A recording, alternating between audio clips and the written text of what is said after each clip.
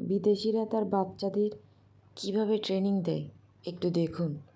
সে ঘুম থেকে উঠেই আগে তার বেডটা রেডি করে নিল,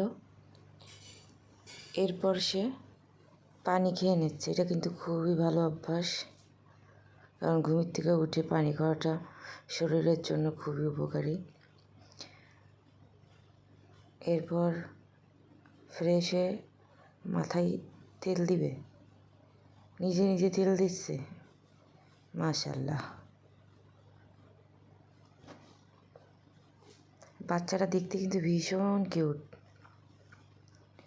সে নিজে নিজে নাস্তা রেডি করতেছে। ওয়াও, কত সুন্দর করে কাটতেছে। আমিও এত সুন্দর করে কাটতে পারবো না। বড় কথা, তার খাবার সে নিজে রেডি করতেছে। রান্না শেষ, এখন গোসল দিতে যাচ্ছে। তার গোসলও শেষ, এখন তার নিজের খাবার সে নিজেই নিচ্ছে।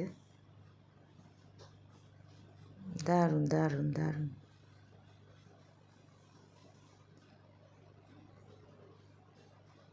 খাবার রেডি করে টেবিলে খেতে বসছে। খাওয়া দাওয়া শেষ, এখন সে টিভি দেখবে। মাশাআল্লাহ।